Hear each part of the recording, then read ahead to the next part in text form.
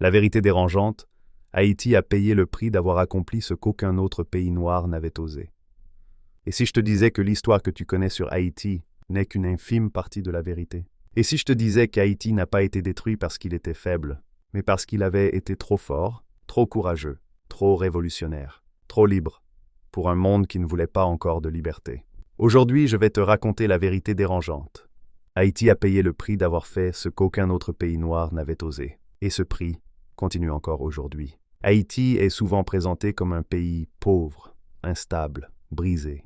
Mais si je te disais que tout cela n'est pas arrivé par hasard, si je te disais que derrière les difficultés d'Haïti, il existe une histoire cachée, économique et géopolitique, qui commence le jour où Haïti a brisé les chaînes de l'un des systèmes les plus lucratifs du monde, l'économie esclavagiste. En 1804, Haïti ne devient pas seulement indépendant. Haïti devient la preuve vivante que la liberté est possible. Et ça, pour le monde d'alors, c'était inacceptable. 1.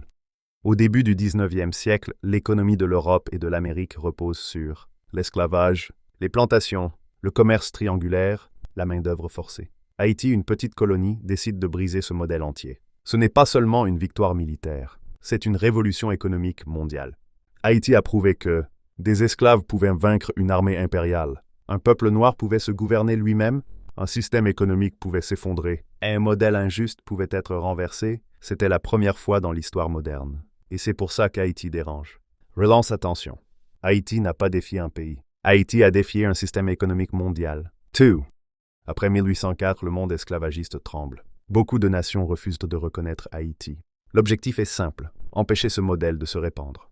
Haïti se retrouve isolé diplomatiquement, exclu des grands marchés, entouré d'empires hostiles, privé de commerce international, puis arrive l'un des événements économiques les plus absurdes de l'histoire. L'indemnité imposée par la France en 1825. Haïti doit payer pour son indépendance. Payer pour avoir brisé ses chaînes.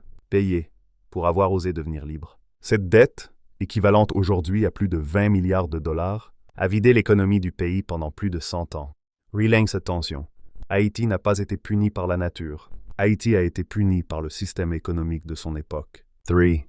Ce que peu de gens savent, c'est que, malgré les obstacles, Haïti possède des richesses immenses, un emplacement géographique stratégique, une population jeune et résiliente, un sol fertile, un potentiel énergétique colossal, des ressources minières, une diaspora mondiale influente, mais sans accès au crédit international, au commerce équitable, aux capitaux, aux infrastructures modernes. Haïti ne pouvait pas exploiter sa propre richesse. C'est comme avoir un coffre rempli d'or, sans clé pour l'ouvrir. Et c'est exactement le piège. 4.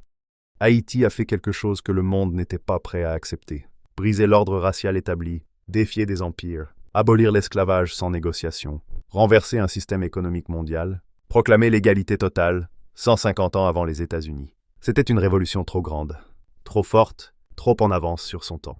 Et la réaction du monde a été violente. Pas à travers des bombes, mais à travers des outils économiques.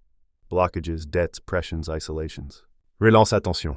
Haïti n'a pas été puni pour avoir échoué. Haïti a été puni pour avoir réussi. Haïti n'est pas un pays brisé. Haïti est un pays qui a eu le courage d'accomplir ce que personne n'avait osé. Et lorsque tu vas contre un système, ce système te fait payer le prix. Mais l'histoire n'est pas finie. Aujourd'hui, de nouveaux pays émergent.